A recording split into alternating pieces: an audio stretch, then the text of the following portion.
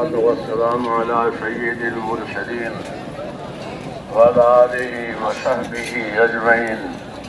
اللهم اجعلنا نبينا محمدا صلى الله عليه وسلم بما هو أهله واجزي الأنبياء كلهم خيرا وسلام على المرسلين والحمد للہ رب العالمین.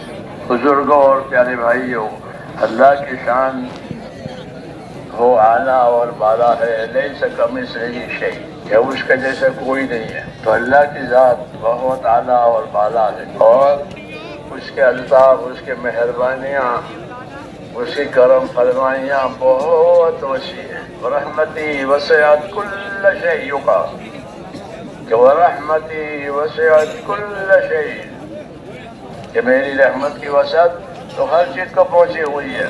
اس لیے اللہ کی رحمتوں سے فائدہ اٹھانا اور اپنے آپ کو اس کا اہل بنانا. ہاں، کہ ہمارے ساتھ رحمت کا معاملہ ہو جاوے، ہمارے ساتھ مغفرت کا معاملہ ہو جاوے، ہمارے ساتھ نصرت کا معاملہ ہو جاوے. اس کا اپنے آپ کو اہل بنانا، کیونکہ آدمی اپنی کوشش کا ذمہ دار ہے. اپنی کوشش، اپنی نیت.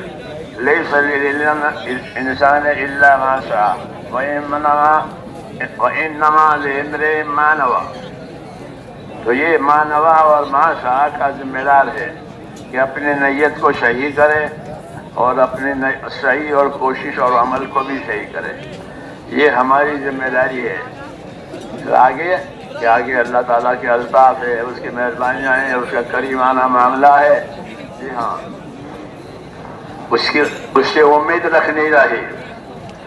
اس نے ہم کو بشارتیں سنائی ہیں، فضائل بتائے ہیں، وعدے کیے ہیں. اس لیے اللہ سے امیدوار رہے. حدیثوں میں ہے کہ اللہ سے اچھا گمان رکھیں،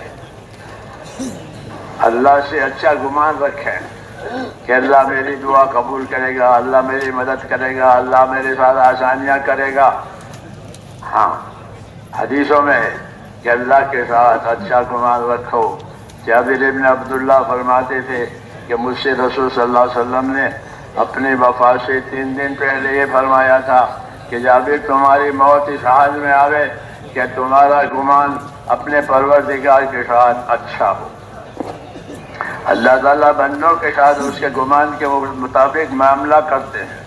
اسے ہم کو تعلیم دی ہے کہ اللہ کی رحمت کے امیدوار رہو، مغفرت کے امیدوار رہو، اور اپنے عمل کے ذمہ دار رہو.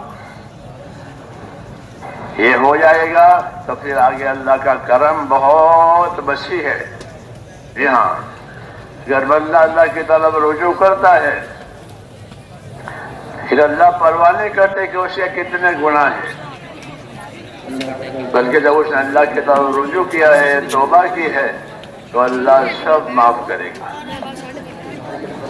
سب معاف کرے گا. ایک خطا بھی باقی نہیں رہے گی. اس لیے کہ اللہ سے امیدوار رہو اور اللہ کی مدد مانگو.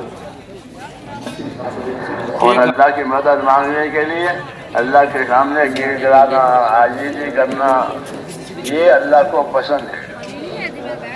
تو خدا خواہد کہ ما یاری کند، میل مارا جانب زاری کند. یہ فرمایا بزرگوں نے کہ چون خدا خواہد کہ ما یاری کند، میل مارا جانب زاری کند. کہ جب اللہ تعالیٰ ہماری مدد کرنے کا ارادہ کرے گا تو ایسے لوگوں کو اپنے طرف آہوزاری کرنے کا سوچ پڑے گی. اس کو تو اللہ کے سامنے آہوزاری کریں گے. جب وہ اللہ کے سامنے آہوزاری کریں گے، عاجزی کریں گے، روئیں گے، ڈھوئیں گے، اپنے گناہوں کی معافی مانگیں گے، تو اللہ ان کے کام بنا دے گا.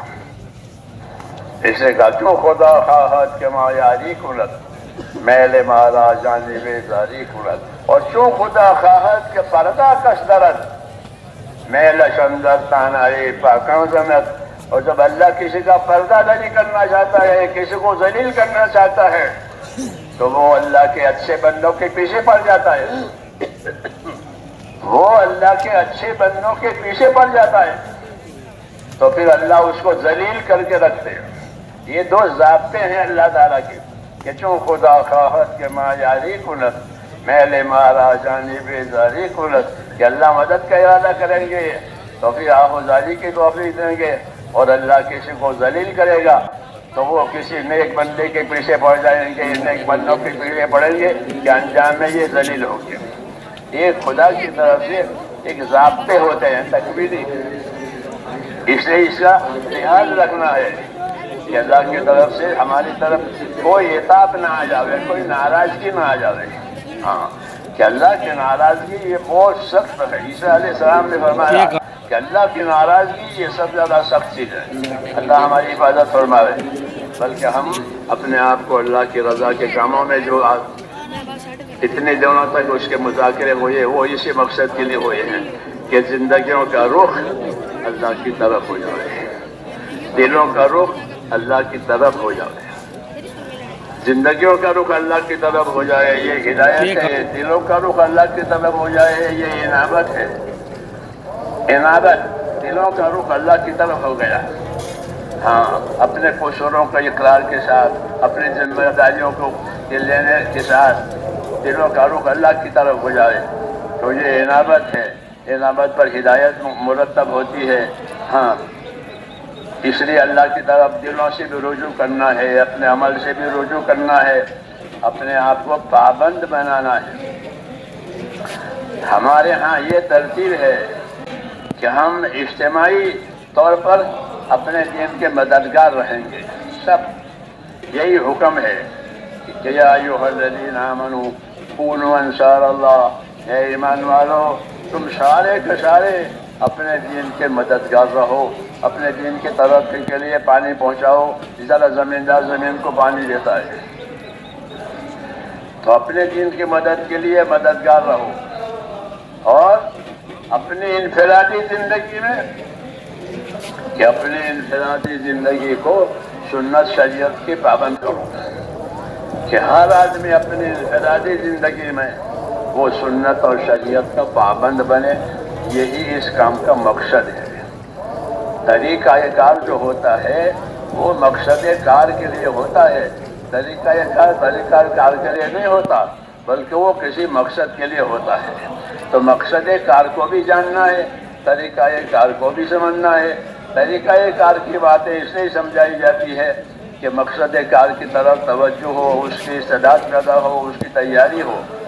اس لیے اپنے آپ کو مقصد کار پر لانا ہے کہ مقصد کار کیا ہے، کہ مقصد کار وہ دین ہے جس کو لے کر جناب رسول اللہ صلی اللہ علیہ وسلم آئے۔ مولانا الیاس صاحب فرماتے تھے ہماری محنت، ہماری تبلیغ، ہماری دعوت کیا چاہتے ہو اس سے، کہ اس سے ہم وہ باتیں چاہتے ہیں جو جناب رسول اللہ صلی اللہ علیہ وسلم لے کر آئے ہیں، بس وہی کرنا ہے، وہی اپنے اندر اتارنا ہے، اس کے لیے عالم میں پھیرا بنانی ہے، اور کوئی نئی بات ہمارے پاس نہیں ہے، بلکہ جو باتیں اللہ نے اپنے رسول کو دی تھی اس کو پانی پہنچانا ہے۔ نصرت ہے، نصرت کا دروازہ قیامت تک کھلا ہوا ہے۔ ہجرت کا دروازہ بند ہو گیا، مکہ معظمہ دارالاسلام ہو گیا، اب ہجرت نہیں ہے وہاں سے، ہاں نصرت ہے۔ اس لیے نصرت ہر مسلمان کی ذمہ داری ہے۔ حضور صلی اللہ علیہ وسلم مہاجر بنے تھے، کیوں کہ آپ مکے میں تھے، آپ کے ذمہ ہجرت تھی۔ فرمایا ہجرت نہ ہوتی تو میں بھی انصاری ہوتا۔ ہاں کہ ہجرت کے بعد سب سے اونچا عمل کہ وہ اپنے دین کی مدد کرنا ہے، اپنے دین کو پانی پہنچانا ہے، اپنے آپ کو دیندار بنا کر دنیا میں دینداری آئے۔ اس لیے ہم کو دونوں پہلو پر نظر کرنی ہے، اپنی انفرادی زندگی کو بھی دین پر لانی ہے، انفرادی زندگی کو دین پر لانی ہے، اور دیکھنا ہے کہ صبح سے شام تک ہم سنت شریعت کی کتنی باتوں کے پابند ہیں۔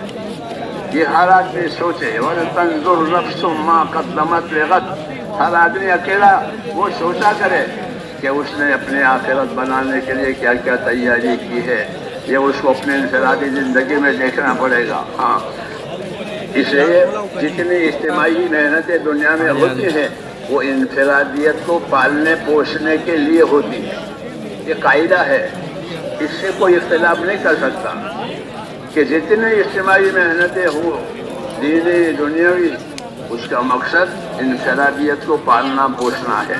آپ جماعت بنا کر پڑھاتے ہیں تاکہ ہر طالب علم قابل بنے. ہاں جماعتیں بنائیں, کلاس بنائیں, اور کیوں؟ تاکہ ہر طالب علم قابل بنے. تو ان کو جماعت بنانا اس لیے ہے کہ جماعت کا ہر فرد قابل بنے. ہمارا بھی مل جل کر کام کرنا ہے اس لیے تاکہ ہمارا ہر آدمی سنت شریعت کا پابند بنے. جی ہاں, سنت شریعت کا پابند بنے, یہ ہماری اصلی غرض ہے. کیونکہ ہم تو ہیں مسلمان الحمدللہ, اور سنی مسلمان ہیں. ہمارے عقائد بھی صحیح ہیں, ہمارے اعمال بھی صحیح ہیں. ہاں, ہمارے ہاں کوئی خرافات بھی نہیں ہے. تو پھر آپ سے کیا چاہا جاتا ہے کہ اس دعوت کے ذریعے سے آپ سے اتباع چاہا جاتا ہے کہ ہم اپنی زندگیوں میں اپنے نبی کا اتباع کریں, اپنے نبی کی سنتوں کی پیروی کریں, اس کی تعلیم کریں اور اس کو سیکھیں, سنتیں سکھاویں. جی ہاں, یہ سنت سے بڑی چیز کوئی بھی نہیں ہے. ہمارے پاس دو ہی چیزیں ہیں, کتاب اور سنت. کہ اللہ نے ہم کو کتاب دی ہے قرآن پاک, اور سنت دیا ہے کہ اس پر عمل کرنے کا یہ طریقہ ہے. تو ہماری تو یہی پونجی ہے, کتاب اور سنت. کہ کتاب پر عمل, وہ سنت کے ذریعے سے معلوم ہوگا کہ کتاب پر کیسے عمل کرنا ہے. حضور صلی اللہ علیہ وسلم کو یہ کتاب دی تھی اور آپ کو اپنے طریقے دیے تھے تاکہ اس کتاب پر عمل ہو جائے. اور تبلیغ بھی کتاب اور سنت کی ہوتی ہے, دعوت بھی کتاب اور سنت کی ہوتی ہے, اور کسی چیز کی نہیں ہوتی کہ زندگیاں کتاب پر آوے, زندگیاں سنتوں پر آوے. ہاں, اس کے لیے پہلے جو طریقہ کار اختیار کیے جاتے ہیں وہ تو استعداد پیدا کرنے کے لیے ہوتا ہے. اصل ہماری زندگی سنت اور شریعت ہے. یہ سنتوں پر اور شریعت پر ہمارا عمل ہوتا چلا جائے, اس کو سیکھیں, اس کو پوچھیں, اس کو یاد کریں. ہاں, تاکہ یہی رنگ چڑھے, یہی رنگ اللہ کو پسند ہے. صبغۃ اللہ ومن احسن من اللہ صبغہ, اللہ کے رنگ میں رنگنا ہے. اللہ کا رنگ عبودیت اور عبدیت کا ہے, اس رنگ میں رنگنا ہے, اس سے اچھا کوئی رنگ نہیں ہے. وہ یہی مقصد ہے نبی کی دعوت کا, نبی کی تعلیم کا, کہ بندگی اور عبدیت زندگیوں میں آ جاوے اور اسی پر اپنی زندگی گزارنا اور اسی کو دنیا میں لے کر چلنا چلانا اور امت میں اسی کو زندہ کرنا, یہ کام ہے. اور یہ بڑا کام ہے. اللہ کی نصرتیں اور مددیں اسی سے آتی ہے. ان تنصروا اللہ ینصرکم, کہ تم اللہ کے دین کی مدد کرو گے تو اللہ تمہاری مدد کرے گا. یہاں اللہ تمہارے لیے راستہ کھولے گا, رکاوٹیں ختم ہو جائیں گی, دشمن دوش ہو جائیں گے. یہ سب ہے اس کے اندر کہ راستے کھل جائیں گے, دلوں کے اقفال اللہ کھول دے گا. جی ہاں, اور حق بات اندر صلاحیت کرے گی اور وہ حق کے حامی ہو جائیں گے. اللہ ہمیں اس کی توفیق عطا فرمائے. اس لیے اس کو کرنا بھی ہے, کرانا بھی ہے, اور اس کے لیے دعائیں مانگنی ہے, اپنی آخرت کے لیے, اپنی دنیا کی سلامتی کے لیے, اپنی ہدایت کے لیے اور امت کے لیے دعائیں بھی مانگنے ہیں. کہ دعا جو ہے وہ مومن کا ہتھیار ہے. دعا مومن کا ہتھیار ہے. مومن پر حالات آتے ہیں تو حالات کو کیسے دفع کرے, کہ دعاؤں کے ذریعے سے اپنے آپ کو دعا والا بناوے. کہ دعا کیسی قبول ہوتی ہے, کہ دعا متقی کی قبول ہوتی ہے. انما یتقبل اللہ من المتقین, یہ بات آدم علیہ السلام کے پہلے بیٹے نے کہی. انما یتقبل اللہ من المتقین, کہ اللہ تعالیٰ جو قبول کرے گا وہ تو متقیوں سے قبول کرے گا. اس نے اپنے بھائی سے کہا تھا, بھائی ان کا فاسق تھا, وہ ماننے کے لیے تیار ہو گیا. جو بھی اللہ کی طرف سے قبولیت تو متقیوں کو ملے گی, کامیابی بھی متقیوں کو ملے گی, پرہیزگاروں کو ملے گی, پابند لوگوں کو ملے گی. ان میں للمتقین مفازا, کہ اللہ سے ڈرنے والوں کے لیے کامیاب ہونا ہی ہے. تو یہ سب بشارتیں ہیں. دعوت و تبلیغ کی محنت کی بھی یہی خاصیت ہے کہ دعوت و تبلیغ کی محنت صحیح ہوئی تو اللہ دلوں میں تقویٰ ڈالے گا. ہاں, اللہ تعالیٰ دلوں میں تقویٰ ڈالے گا, چاہے اس کو اپنے تقوی کا شعور نہ ہو, لیکن اللہ دل میں تقویٰ ڈالے گا اور وہ متقی بن کر زندگی گزارے گا. جی ہاں, تو تم فرماتے تھے ہم کو تقویٰ دیا گیا ہے, ہم کو تقویٰ دیا گیا ہے, اللہ کا خوف دیا گیا ہے. اور یہی اصل ہے کہ اندر اللہ تعالیٰ کا خوف ہو اور اوپر سے اس کا اتباع ہو. یہ دونوں باتیں اللہ سے مانگنی بھی ہے اور اپنے اندر پیدا بھی کرنی ہے تاکہ اللہ تعالیٰ زندگیوں کا رخ صحیح بناوے، کیونکہ دنیا کی زندگی کو اللہ نے آخرت بنانے کے لیے دی ہے۔ اس دنیا سے اپنے آخرت بناؤ، یہ دعوت ہے۔ اس لیے اپنی آخرت کو ہمیشہ سامنے رکھ کر زندگی گزارنا یہ نبیوں کا طریقہ ہے کہ ان کے سامنے ہمیشہ اپنی آخرت ہوتی ہے، اور وہی ہمارا طریقہ ہے کہ اپنی آخرت کو سامنے رکھ کر کے زندگی گزارے کہ آخرت کا نقصان نہ ہو۔ آخرت کا نقصان زیادہ شدید ہوتا ہے، دنیا کے نقصان کا کور بدل ہو جایا کرتا ہے، اس کا بدل نہیں ہوتا۔ اس لیے اپنے آخرت بناؤ۔ صحابہ فرماتے تھے انما ہمنا الآخرہ ولیست ہمنا الدنیا، ہمارے عزائم آخرت بنانے کے، تو یہ اصل ہے۔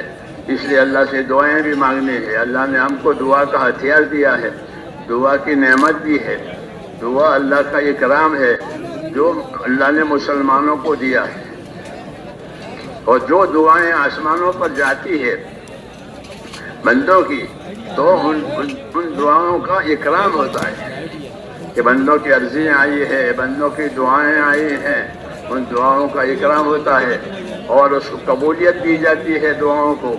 بعض دعاؤں کی قبولیت فوراً دے دیتی ہے، ابھی مانگا ابھی ملا، دنیا میں مانگا دنیا میں ملا۔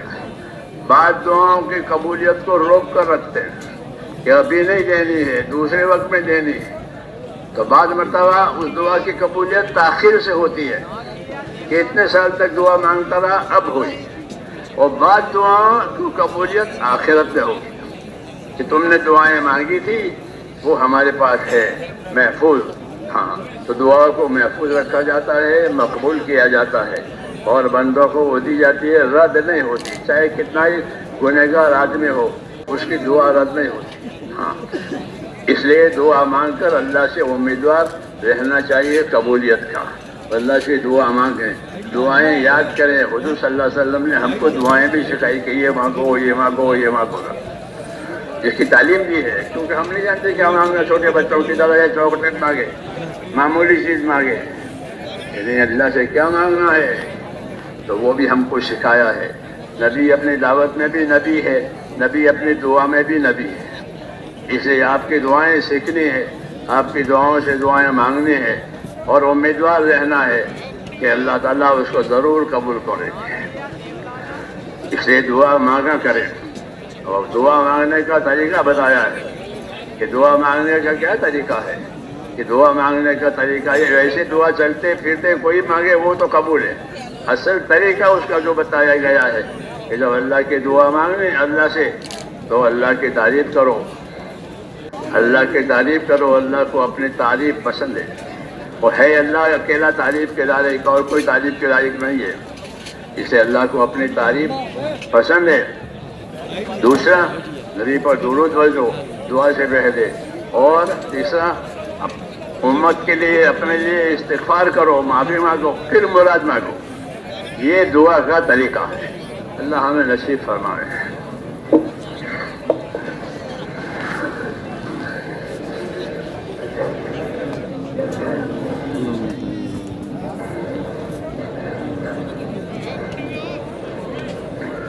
بسم اللہ الرحمن الرحیم۔ اللہم لک الحمد کلہ ولک الشکر کلہ ولک الملک کلہ بیدک الخیر کلہ الیک یرجع الامر کلہ لا الہ الا اللہ وحدہ لا شریک لہ له الملك وله الحمد يحيي ويميت وهو حي لا يموت بيده الخير وهو على كل شيء قدير. اللهم أنت أحق من ذكر وأحق من عبد وأنصر من ابتغي وأرأف من ملك وأجود من سئل وأوسع من أعطى. اللهم أنت الملك لا شريك لك والفرد لا ند لك. كل شيء هالك إلا وجهك لن تطاع إلا بإذنك ولن تعصى إلا بعلمك. تطاع وتشكر وتعصى وتغفر. أقرب شهيد وأدنى حفيظ. قلت دون النفوس وأخذت بالنواسي وكتبت الآثار ونسخت الآجال. القلوب لك مفضية والسر إنك علانية. الحلال ما أحللت والحرام ما حرمت والدين ما شرعت والأمر ما قضيت والخلق خلقك والعبد عبدك وأنت الله الرؤوف الرحيم. الخلق خلقك والعبد عبدك وأنت الله الرؤوف الرحيم. الخلق خلقك والعبد عبدك وأنت الله الرؤوف الرحيم. اللهم صل على سيدنا محمد وعلى آل سيدنا محمد كما صليت على إبراهيم وعلى آل إبراهيم إنك حميد مجيد. اللهم بارك على سيدنا محمد وعلى آل سيدنا محمد كما باركت على إبراهيم وعلى آل إبراهيم إنك حميد مجيد. اللهم اجعلنا نبينا محمدا صلى الله عليه وسلم بما هو أهله واجزي الأنبياء كلهم خيرا وسلام على المرسلين والحمد لله رب العالمين. ربنا ظلمنا أنفسنا وإن لم تغفر لنا وترحمنا لنكونن من الخاسرين. ربنا ظلمنا أنفسنا وإن لم تغفر لنا وترحمنا لنكونن من الخاسرين. اللهم اغفر لي اللهم اغفر لي ولوالدي واغفر يا رب لجميع المؤمنين والمؤمنات والمسلمين والمسلمات الأحياء منهم والأموات والإخواننا الذين سبقونا بالإيمان ولا تجعل في قلوبنا غلا للذين آمنوا ربنا إنك رؤوف رحيم. اللهم اشرح صدورنا للإسلام اللهم اشرح صدورنا للإسلام. اللهم حبب إلينا الإيمان وزينه في قلوبنا وكره إلينا الكفر والفسوق والعصيان. اللهم اجعلنا من الراشدين. اللهم إن قلوبنا ونواسينا وجوارحنا بيدك لم تملكنا منها شيئا فإذا فعلت ذلك بنا فكن أنت ولينا واهدنا إلى سواء السبيل. اللهم كن أنت ولينا واهدنا إلى سواء السبيل. اللهم كن أنت ولينا واهدنا إلى سواء السبيل. آت نفوسنا تقواها وزكها أنت خير من زكاها أنت وليها ومولاها. يا مقلب القلوب ثبت قلوبنا على دينك. يا مصرف القلوب صرف قلوبنا على طاعتك. ربنا لا تؤاخذنا إن نسينا واخطأنا. ربنا ولا تحمل علينا إصرا كما حملته على الذين من قبلنا. ربنا ولا تحملنا ما لا طاقة لنا به واعف عنا واغفر لنا وارحمنا أنت مولانا فانصرنا على القوم الكافرين. اللهم أرنا الحق حقا وارزقنا اتباعه وأرنا الباطل باطلا وارزقنا اجتنابه. يا حي يا قيوم برحمتك نستغيث أصلح لنا شأننا كله ولا تكلنا إلى أنفسنا طرفة عين ولا تنز منا صالح ما أتيتنا. اللهم آتنا أفضل ما تؤتي عبادك الصالحين وآتنا أفضل ما تؤتي الناس من المال والأهل والولد غير ضال ولا مضل. نسألك اللهم العافية في الدنيا والآخرة. اللهم إنا نسألك العفو والعافية في الدنيا والآخرة. ربنا آتنا في الدنيا حسنة وفي الآخرة حسنة وقنا عذاب النار. اے اللہ ہماری مغفرت فرما.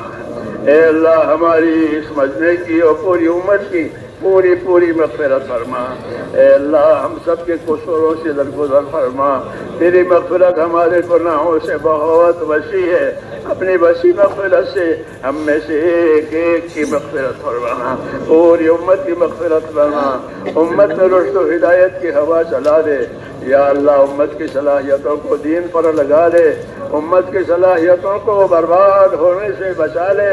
امت کے مالوں کی جانوں کی آبرو کی دین ایمان کی ان کے معاشرت کی اے اللہ ہر جگہ پوری حفاظت فرما.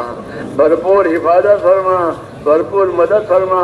اے اللہ ہر خیر ہمارے مقدر میں فرما. ہر